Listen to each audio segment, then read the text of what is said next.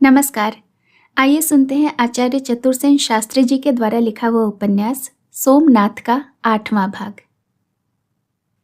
अध्याय अमीर ने उनसे शांत स्वर में कहा, नागरिकों, आप लोगों को किस मतलब से यहाँ बुलाया गया है वो आप समझ ही गए होंगे। आप लोगों ने हमारा सामना नहीं किया, हमारे साथ दुश्मनी नहीं की, इसलिए आपके नगर को लूटने या उसे हानि पहुंचाने की हमें तनिक भी इच्छा नहीं है। बस आप लोग हमें 2 करोड़ रुपए दंड दे दें तो हम यहाँ से तुरंत कूच करें। यदि आप लोग यह जुर्माना अदा करने में देर या हील हवाला करेंगे और अकारण हमें रोकेंगे तो हमें लाचार होकर दूसरा सख्त कदम उठाना पड़ेगा।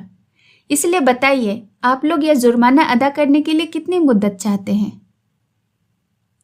सुल्तान की बात सुनकर नागरिकों ने भयपूरित नेत्रों से उसे देखा और करबद्ध होकर कहा, हमने अलीजाह का कोई नुकसान नहीं किया, कोई कसूर नहीं किया, फिर भी इतना भारी जुर्माना हमारे गरीब शहर पर क्यों?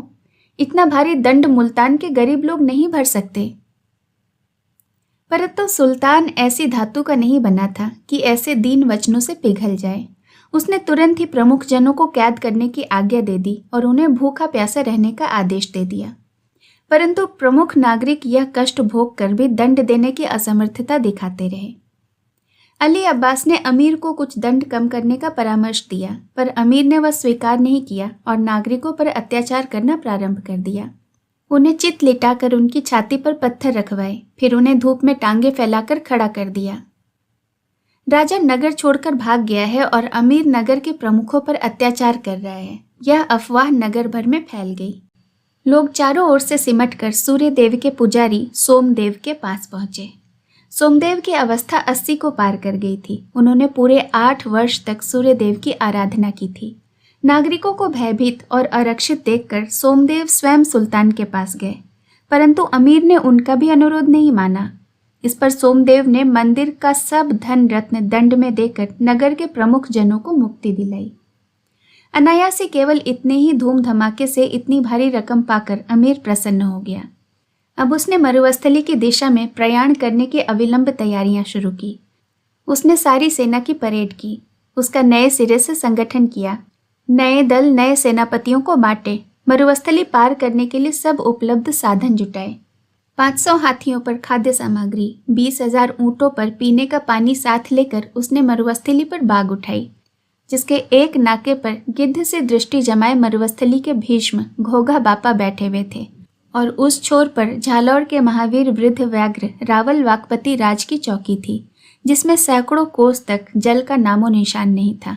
न पेड़, न पौधे, न हरियाली, न ही राह बाट, जहां मृत्यु रेत और आंधी से आंख मिचौली खेलती थी। अध्याय घोघा बापा। मरुस्थली के सिर पर घोघागढ़ नाम का एक छोटा सा किला था। किला एक ऊंची और सीधी खड़ी हुई अगम चट्टान की चोटी पर था। दुर्गम गिरी पर विराजमान गरुड़ की भांति वह छोटा सा दुर्ग उस समय बहुत महत्व रखता था। बिना इस दुर्ग की दृष्टि में पड़े कोई इस मरुस्थली में प्रविष्ट नहीं हो सकता था। गणपति चौहान कुल शिरोमणि वीर घोघा राणा थे। घोघा राणा अति वृद्ध थे। उनकी आयु 90 को पार हो रही थी, परंतु उनकी दृष्टि सतेज और कंठ स्वर वज्र घोष के समान गंभीर था। घोघा राणा बड़े वीर और धर्मपरायण थे। अपने उदात्त गुणों और वयोवृद्ध होने से वे आसपास सर्वत्र राजवर्ग और सर्वसाधारण में घोघा बापा के नाम से प्रिय और चिर विख्यात थे। घोघा बापा का रंग गौर, कद लंबा और शरीर छरहरा था। इतनी आयु में भी उनकी कमर नहीं झुकी थी। उनकी धवल गुलमुच्छेदार मूछें उनके तेजस्वी चेहरे पर अत्यंत शोभायमान प्रतीत होती थीं। वे मन के शुद्ध, हंसमुख और सरल पुरुष थे। वे मरुस्थली के महाराजा कहलाते थे। घोघा बापा के परिवार में पुत्र, पौत्र, प्रपौत्र, दौहित्र सब मिलाकर 82 पुरुष थे। ज्येष्ठ पुत्र का नाम सज्जन सिंह था। सज्जन सिंह की आयु इस समय 65 को पार कर रही थी। उसमें पिता के सब गुण विकसित हुए थे। वो एक उत्कृष्ट योद्धा और सच्चरित्र पुरुष थे। सज्जन सिंह के केवल एक पुत्र था। उसकी आयु 25 या 26 वर्ष थी। वो युवक अति सुंदर, सुकुमार और साहसिक था। घोघा बापा सबसे अधिक प्यार इन्हीं को करते थे। घोघा बापा के इष्ट देव सोमनाथ थे। उन्होंने सोमनाथ पट्टन से महादेव को लाकर गढ़ के मध्य में बड़ी धूमधाम से प्रतिष्ठित किया था। इस मंदिर की पूजा अर्चना घोगा बापा के कुलगुरु ब्राह्मण नंदी दत्त करते थे। नंदी दत्त बड़े विद्वान और सच्चरित्र पुरुष थे। उनकी आयु भी 70 को पार हो चुकी थी। नंदी दत्त ही घोगा बापा के राज्य मंत्री, पुरोहित, गुरु और प्रिय मित्र थे। घोगा बापा जब क्रुद्ध होते और जब कोई उनके निकट नहीं जा सकता था, तब नंदी दत्त ही उनके सम्मुख बात करने का साहस कर सकते थे। नंदी दत्त ने ही सज्जन और सामंत दोनों को अक्षराभ्यास कराकर शास्त्र का अभ्यास कराया था। घोगागढ़ में कुल 800 राजपूत और 300 अन्य पुरुष थे। सब मिलाकर 700 स्त्रियां थीं, बच्चे भी थे। ये सब राजा और प्रजा इन मरुस्थल के शीर्ष स्थल पर एक सम्मिलित परिवार की भांति रहते थे। घोगा बापा अपनी प्रजा के राजा न थे, वे पिता थे। प्रत्येक के छोटे छोटे दुख सुख का उन्हें बहुत ध्यान रहता था। गजनी के अमीर की अवाई सुनकर घोगागढ़ में भी उत्तेजना और चिंता की लहर फैल गई थी। घोगा बापा कानों से कुछ ऊंचा सुनते थे। यहाँ यह कहने की आवश्यकता नहीं कि लोहकोट के भीमपाल ने भी अजयपाल के परामर्श से अमीर को राह दे दी थी। मुल्तान और लोहकोट का यह पराभव वृतांत घोगागढ़ तक पहुंच चुका था, परंतु सज्जन सिंह और नंदी दत्त ने यह वृतांत घोगा बापा को उनकी वृद्धावस्था का विचार करके नहीं सुनाया था, परंतु वे बड़ी बेसब्री से आगे का वृतांत जानने को व्यग्र हो रहे थे। एक दिन गजनी के दूतों ने घोगागढ़ की पौर पर सांढनी रोकी। गढ़वी एक अधेड़ वय का चौहान योद्धा था। उसका नाम राघव था। आयु उसकी भी 70 को पार कर गई थी। उसने चिंतित भाव से दूतों को वही रोककर सज्जन सिंह को सूचना दी। सज्जन सिंह ने नंदी दत्त से परामर्श कर दूतों को गढ़ में प्रविष्ट होने की आज्ञा दे दी। अब और विलंब न कर सज्जन सिंह नंदी दत्त और सामंत सिंह को लेकर घोगा बापा के पास पहुंचे। इधर उधर की बात छेड़ने के बाद नंदी दत्त ने कहा, महाराज, गजनी का सुल्तान गुजरात में घुसा चला आ रहा है। उसके पास अनगिनत बर्बर मलेच्छों की सेना है। सुनते हैं कि इस बार वह सोमपट्टन को आक्रांत करेगा और सोमनाथ के ज्योतिर्लिंग को भंग करेगा। घोगा बापा ने कहा, वो आता है, यह तो सुनता हूं, पर आता कहाँ है? महाराज, खबर तो पक्की ही है। अच्छा, पक्की ही है तो आए, परंतु आएगा कैसे? लोहकोट में मेरा भीमपाल चौकी पर मुस्तैद है। मुल्तान में अजयपाल चाक चौबंद बैठा है। सपाद लक्ष्य में मेरा धर्म गजदेव है। यहाँ मरुस्थली के नाके पर मैं स्वयं बैठा हूँ। पर बापा, वो मुल्तान और लोहकोट को लांघ कर घोगागढ़ की सीमा में पहुंच गए हैं। घोगागढ़ की सीमा में पहुंच गया है? यह कैसी बात है? और अजय और भीमपाल? अजयपाल काका और भीमपाल दोनों ने मुंह पर कालिख लगा दी है। उन्होंने बिना लड़े भिड़े ही मार्ग दे दिया। क्या कहा? मार्ग दे दिया? अजयपाल ने मलेच्छों को मार्ग दे दिया? हाँ महाराज, नंदी दत्त ने दुखी स्वर में कहा। घोगा पापा ने लाल लाल नेत्रों से सज्जन की ओर देखकर कहा, और भीमपाल की बात क्या कही तूने?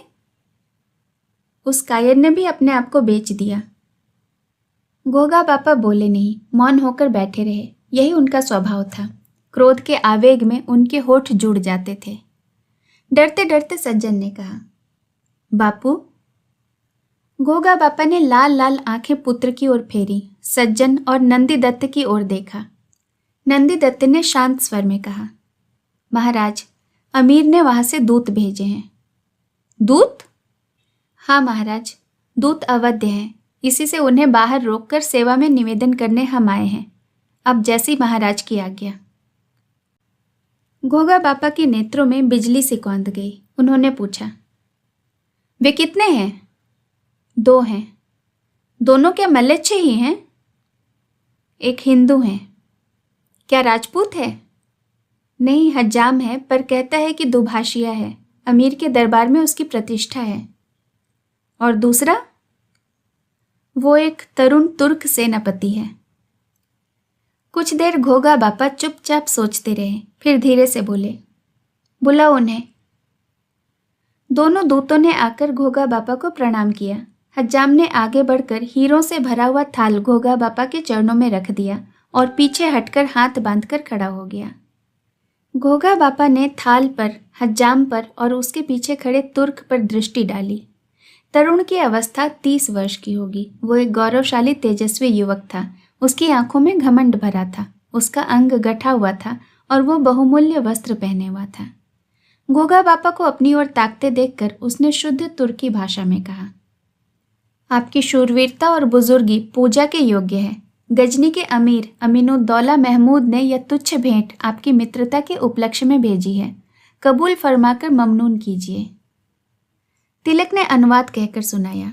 गोगा बापा के मुंह से बात नहीं निकली, केवल मूछें फड़क कर रह गईं। दोनों दूत संदेह में पड़ गए। नंदी दत्त ने अवसर देखकर पूछा, अमीर क्या चाहता है? आप मरुस्थली के महाराजा हैं। अमीर मरुस्थली से होकर प्रभास जाने की इजाजत चाहता है। युवक ने कुछ विनय और कुछ दबंगता से बोला। हज्जाम ने अनुवाद सुना दिया। बापा ने तरुण की ओर संकेत करके पूछा, वह कौन है? महाराज, ये अमीर के सिपह सालार मसूद हैं। हज्जाम ने हाथ जोड़कर कहा, अमीर की ओर से विनय करते हैं। विनय? गोगा बापा ने धीरे से कहा और फिर घूमकर उस घमंडी युवक को देखा जो तलवार की मूठ पर हाथ रखे तना खड़ा हुआ था। विनय? गोगा बापा ने सिर हिलाया और हंस दिए। तिलक बद्धांजलि खड़ा रहा। मसूद अपनी पूरी ऊंचाई में तन गया। बापा ने कहा, तो अमीर मुझसे पट्टन जाने का मार्ग मांगता है? हाँ महाराज। गोगा बापा नंगी तलवार हाथ में लेकर एकाएक उठ खड़े हुए। मसूद ने भी तलवार खींच ली। सामंत उछलकर उसकी गर्दन पर जा पड़ा। नंदी दत्त ने विनय से कहा, महाराज, दूत अवध्य है, तो उसे कहो कि यह लात ही मेरा उत्तर है। उन्होंने कसकर एक लात उसके हीरों से भरे थाल में लगाई और वहां से चल दिए। राजगढ़ के उस कक्ष में वे हीरे बिखरकर वहां की धूल को प्रदीप्त करने लगा। मसूद के मुख पर उसके शरीर का समूचा रक्त भर गया। नंदी दत्त ने कहा, आओ, मैं तुम्हें सुरक्षित गढ़ के बाहर पहुंचा दूं। पुत्र सामंत, राह छोड़ दो। आगे आगे ब्राह्मण नंदी दत्त, उनके पीछे उतरा चेहरा लिए हुए हज्जाम तिलक और सबके पीछे क्रोध से थर थर कांपता हुआ सालार मसूद गढ़ से बाहर जा रहे थे। अध्याय महोत्सर्ग। कुछ ही देर में घोगा बापा प्रकृतिस्थ हो गए। उनका क्रोध न जाने कहाँ विलायमान हो गया। अभी तक सज्जन और सामंत हाथ में नंगी तलवार लिए विमूढ़ खड़े गढ़ से बाहर जाती हुई गजनी के अमीर की सांडनी को रौद्र नेत्रों से ताक रहे थे। गोगा बापा ने आकर पुत्र के कंधे पर हाथ रखकर कहा, सज्जन, इन जाते हुओं को क्या ताकता है? अब आते हुओं की ताक में रहना होगा। जा, तू इसी क्षण सांडनी लेकर दौड़ जा। नींद और विश्राम का समय नहीं है। अरे सूर्य और चंद्र के वंशधरों ने प्राणों के मोह और चमकीले कंकड़ पत्थरों के लालच में धर्म और कर्तव्य को बेच दिया। मेरी मुल्तान और लौह कोट की चौकी टूट गई, परंतु अभी मैं जिंदा हूँ। चिंता नहीं है। मैं भगवान सोमनाथ की चौकी पर यहाँ मरुस्थली के मुख पर मुस्तैद हूँ। गजनी के अमीर की क्या मजाल जो मेरी मरुस्थली में पैर रख दे। पर तू जा, अभी जा और झालौर पहुंचकर परमार को होशियार कर दे। जितनी जल्दी पहुंच सके पहुंच जा पुत्र। तुझे केवल जाना ही है, आना नहीं है। यह तलवार अभी म्यान में मत रख। वहां से सीधा सोमनाथ पट्टन पहुंचना और सर्वज्ञ की आज्ञा से वहीं सोमनाथ के रक्षण में जूझ जाना। मैं तो अभी हूं ही, पर कदाचित कोई अघट घटना घट जाए तो तू अपने हाथ से अमीर का सिर काटना, नहीं तो रणांगन में मर मिटना मेरे पुत्र। इतना कहकर बिना उत्तर की प्रतीक्षा किए राणा ने 2 कदम आगे बढ़ाकर सामंत के सिर पर हाथ रखकर कहा, पुत्र, तुझे भी जाना होगा। यद्यपि तेरे बिना मेरा प्राण व्याकुल रहेगा, पर मोह का राजपूत जीवन में कोई काम नहीं है। पहले कर्तव्य और फिर जीवन। पुत्र, तू जितनी जल्दी हो सके अन्नहिल पट्टन जा और चालुक्य राज परम परमेश्वर महाराज चामुंड राय को गजनी के इस दैत्य के बारे में सचेत कर दे। जा पुत्र, और तू वहीं गुर्जेश्वर के आदेशानुसार भगवान सोमनाथ की रक्षा सेवा करना और यहाँ लौट आने की चिंता मत करना। इस बार वृद्ध भीष्म के अंगारे की भांति जलते हुए नेत्रों में जल छलछला आया, पर उन्होंने हंसकर जल नेत्रों में ही सुखा डाला। सज्जन ने हाथ बांधकर कहा, किंतु बापू आप? अरे रे रे, घोगा बापा अट्टहास करके हंस पड़े। तुझे आज इस क्षण मेरी चिंता हुई है, मेरी आज्ञा पाने के बाद? अब मैं 90 वर्ष का हुआ तो क्या तूने ही मुझे महारक्षित कर रखा है? अरे क्या तू नहीं जानता, जो विश्वंभर विश्व का पालन करता है, वह सदैव घोघा बापा के अनुकूल रहा है। घोघा बापा फिर हंस पड़े। जाओ जाओ, एक एक सांडनी और ले लो और दो दो सवार और, बस। इतना कहते कहते घोघा बापा का कंठस्वर रूखा हो गया। स्नेह की आर्द्रता जैसे हवा में उड़ गई। उन्होंने होठ संपुटित कर अंगुली उठाकर दोनों को वहां से तुरंत चले जाने का संकेत दिया। अब पिता पुत्र का साहस एक शब्द भी कहने का नहीं हुआ। दोनों ने भूमि पर गिरकर घोघा बापा के चरणों में माथा टेका और चल दिए। बाबा ने अब नंदीदत्त को बुलाया। उनके आने पर दोनों हाथ फैला कर कहा, गुरुदेव, अब आप हैं और मैं हूं, बस इतने में ही समझ जाइए। गढ़ गढ़वी का, अमीर मेरा और अंतःपुर आपका। परंतु अभी उसमें बहुत समय है। अमीर को यहाँ पहुँचते तो एक पखवाड़ा लग ही जाएगा। इस बीच हम चाक चौबंद हो रहेंगे। परंतु आपको एक कार्य करना होगा। आपको इसी क्षण सपाद लक्ष्य जाकर धर्म गजदेव को सावधान करना होगा।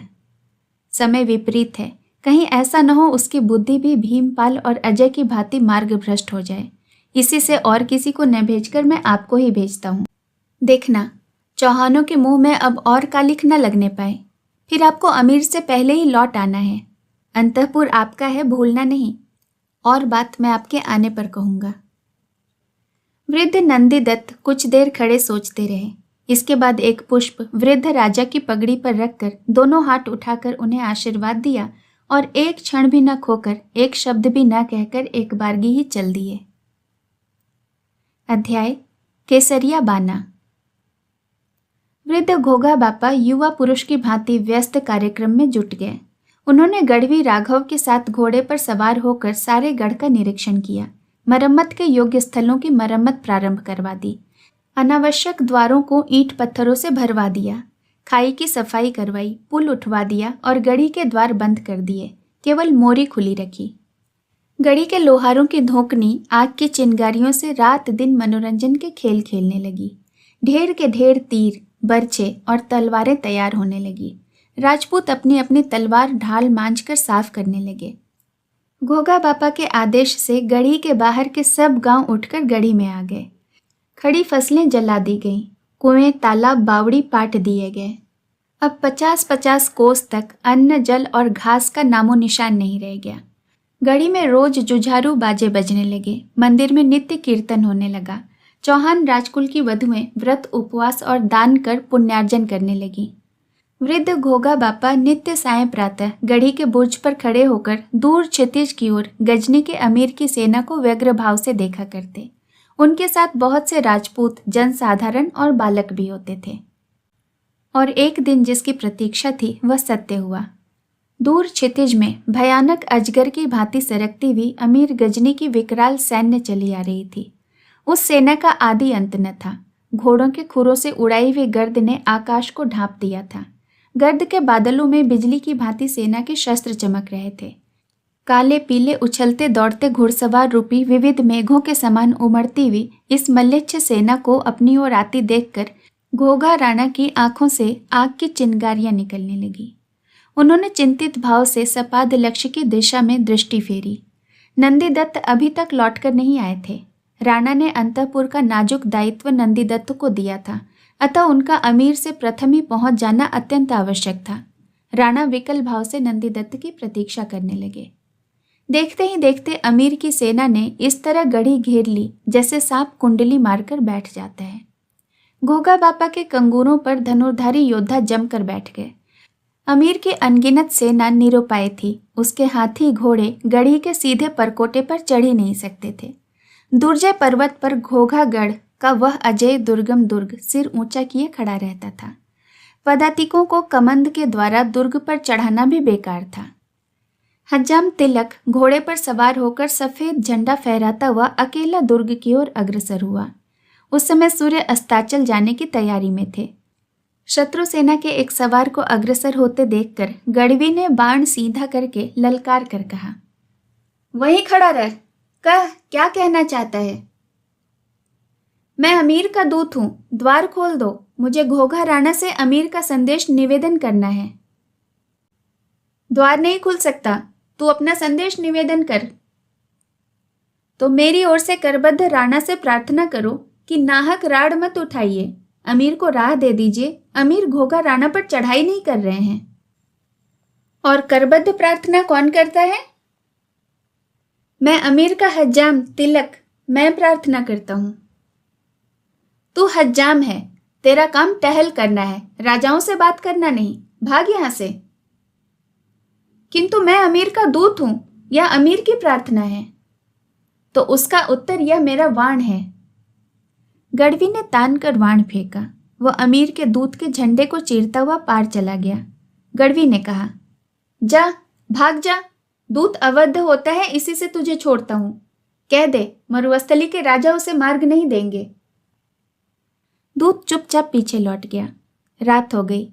अमीर की सेना में सैकड़ों मशालें जला दी गईं। दूर दूर तक अमीर की छावनी पड़ी थी। अमीर बहुत चिंतित था। गढ़ पर चढ़कर उसे विजय करना असाध्य था। घेरा डालना और भी व्यर्थ। वर्षों घेरा डाले रहने पर भी घोघागढ़ विजय नहीं हो सकता था।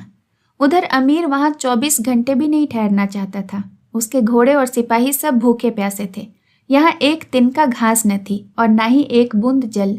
अभी उसे मरुस्थली की दुर्गम राह पार करनी थी। साथ का पानी और रसद यहीं पर वह समाप्त नहीं कर देना चाहता था। अजय घोघागढ़ सिर ऊंचा किए उस पर उपहास कर रहा था और अमीर की प्रचंड सेना निरुपाय उसकी ओर ताक रही थी। अभी सूर्योदय में देरी थी। गढ़ के रक्षकों ने देखा अमीर की वह अथाह सेना धीरे धीरे दुर्ग का घेरा छोड़कर इस प्रकार मरुस्थली में फंस रही है जैसे सांप बाबी में फंसता है। गढ़वी ने दौड़कर राजा से कहा, बापा, अमीर मरुस्थली में घुस रहा है। घोघा बापा खड़े हो गए। उन्होंने तलवार उठा ली। क्रोध से थर थर कांपते हुए कहा, मैं 70 वर्ष से मरुस्थली का स्वामी रहा हूं। आज तक इन 70 वर्षों में मेरी आज्ञा के बिना एक पंछी भी मरुस्थली में घुस नहीं सका है। अब यह गजनी का अमीर घोघा बापा के सिर पर लात रखकर मेरी चौकी को लांघ कर मरुस्थली में पैर धरेगा। यह मेरे जीते जी नहीं हो सकता। जा बेटा, साका रचने की तैयारी कर, तब तक मैं आता हूं। गढ़वी का मुंह भय से सफेद पड़ गया। घोघा बापा के मंसूबे को उसने समझ लिया। उसने हाथ बांधकर राजा की ओर देखकर कुछ कहने का उपक्रम किया, पर उसकी जीभ ताल से सट गई। राणा ने उसके अभिप्राय को समझकर जलती हुई आंखों से उसकी ओर देखा। गढ़वी ने डरते डरते कहा, बापू, शत्रु की सेना असंख्य है। सो इससे क्या हुआ रे? घोघा बापा के शत्रु को गिनकर अपना कर्तव्य पालन करेगा। गढ़वी को और कुछ कहने का साहस नहीं हुआ। वह सिर झुकाकर तेजी से चल दिया।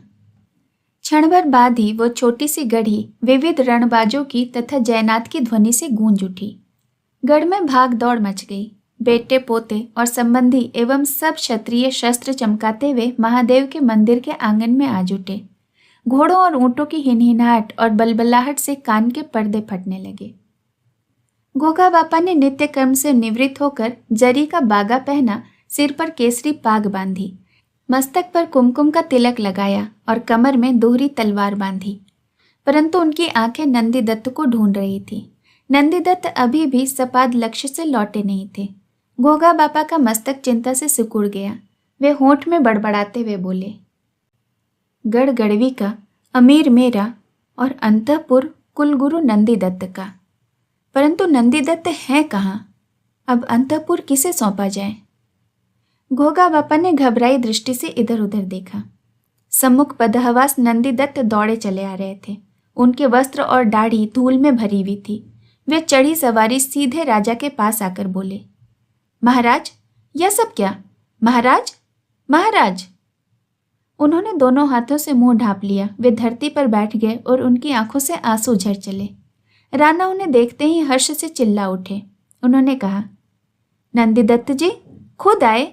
अब सुनो, काम बहुत है, समय बहुत कम है। हाँ, पहले धर्मगज देव की बात तो कहो। अन्नदाता, महाराज धर्मगज देव पुष्कर के मैदान में शत्रु की राह रोके बैठे हैं। उन्होंने कहा है कि बापा चिंता न करें, यदि अमीर बापा की चौकी लांघकर यहाँ तक आया तो जीवित नहीं लौटेगा। घोघा बापा की बाँछें खिल गईं। उन्होंने कहा, तो अब सुनो, तुम हमारे कुलगुरु और राज्य मंत्री हो, अतः मेरा अग्नि संस्कार तुम स्वयं अपने हाथों से करना, और सज्जन और सामंत में से यदि कोई जीवित लौट आए तो उसका राज तिलक उसी भांति करना जिस भांति आज से 70 वर्ष पूर्व तुम्हारे पिता ने मेरा किया था। इतना कहकर वृद्ध व्याघ्र ने हाथ से आंख के कोर में आया एक आंसू पोंछ डाला। नंदीदत्त की धवल दाढ़ी आंसुओं से भींग गई। उन्होंने कहा, अन्नदाता, यह कैसी आज्ञा? भला जजमान का रुधिर गिरे और कल पुरोहित भूभार होकर इस पृथ्वी पर जीवित रहे? नहीं नहीं, यह बात नहीं है नंददत्त जी, परंतु आप सब शास्त्रों के ज्ञाता महाज्ञानी पुरुष हैं। आपने देश देशांतर का भ्रमण किया है। आप तो भली भांति जानते हैं कि मेरा जीवन योग तो कब का पूरा हो गया था। भगवान सोमनाथ को यह अभीष्ट है कि इस दास की मृत्यु कृमि कीट की भांति नहीं हो। वे इस अधम को धूमधाम से कैलाशवास कराना चाहते हैं। मैंने जो 90 वर्ष भगवान की एकनिष्ठ सेवा की, आज मेरा वह सब पुण्य फलेगा। अब आप अपने कर्तव्य को निभाना। अंतःपुर आपका है, यह भूलना नहीं। अवसर उपस्थित होने पर विधि विधान से चौहान कुलवधुओं का अग्निरथ अभियान संपन्न कराना। इस बार सिंह की भांति ज्वलंत नेत्रों से उन्होंने कुमकुम अक्षत के थाल हाथों में सजाए चौहान कुलंगनाओं को झरोखे में खड़े देखा। फिर उच्च स्वर से कहा, चलो पुत्रियों, आज हम कैलाश गमन करते हैं। तुम सब हमसे वहां प्रथम पहुंचकर इसी प्रकार अक्षत कुमकुम से हमारा सत्कार करना। इसमें अब देर नहीं है, कुछ ही घड़ी की बात है। कुमारियां मंगल गान गा उठी। नंदीदत्त ने आगे बढ़कर कुमकुम का तिलक राणा के मस्तक पर लगाया और उच्च स्वर से कहा, हे नरशार्दुल, यवचंद्र दिवाकर, तेरा यश अमर रहे। बाहर सेना में जयनाद हुआ। राणा ने अश्व पूजन का अश्वारोहण किया। रंग महल से ताजे पुष्प बरसाए गए। सब कोई मंदिर के प्रांगण में एकत्र हुए। राजा ने देवार्चना किया। नंदीदत्त ने देव निर्माल्य राजा को दिया। घोगा बापा ने कहा, सेवक, दुकानदार और बीमार सब पहले गढ़ से बाहर चले जाएं, और जो कोई भी प्राण बचाना चाहे, स्त्री पुत्रों सहित जो सामग्री लेकर जाना चाहे लेकर चला जाए। बड़ी देर तक राणा ने प्रतीक्षा की, परंतु एक भी व्यक्ति जाने को राजी नहीं हुआ। राणा ने एक दृष्टि चारों ओर फेरी। सर्वत्र केसरी पागे हिलोरे ले रही थी। राणा ने राघव मल्ल गढ़वी को पुकार कर कहा, राघव, द्वार खोल दे, वीरगढ़ तेरा है। राघव मल्ल ने तलवार दांत में दबाकर कहा, नहीं अन्नदाता, मैं चरणों में हूं, गढ़ गुरुदेव को ही समर्पित कीजिए। तो ऐसा ही हो नंदीदत्त जी, गढ़, अंतःपुर और हमारी कुल मर्यादा सब आपके हाथों रही। नंदीदत्त बिना एक शब्द कहे भीड़ में घुस गए और अपने युवा पुत्र को साथ लेकर राजा के सामने लाकर कहा, महाराज, आपकी सब आज्ञाओं का मैंने पालन किया है। मैं आपका कुल गुरु हूं। मुझे इस बेला गुरु दक्षिणा दीजिए। मांग लीजिए गुरुदेव, आपके लिए कुछ अदेय नहीं है। अन्नदाता, ये मेरा पुत्र अपनी शरण में ले लीजिए। मुझे गुरुतर का भार सौंपकर साथ चलने के लिए आपने रोक दिया है। मैं राज आज्ञा का पालन करूंगा, परंतु मेरा पुत्र आपके साथ ही रक्तदान करेगा। यद्यपि वह शस्त्र विद्या का पारंगत नहीं है, पर युवा है, सशक्त है, शत्रु एकाएक इसे न मार सकेगा। नहीं नहीं नंदीदत्त जी, आपका वंश। उसकी चिंता नहीं है महाराज। मेरे पास मेरा पौत्र है, उसे मैं रखूंगा। भगवान सोमनाथ साक्षी हैं। राजा घोड़े से उतर पड़े।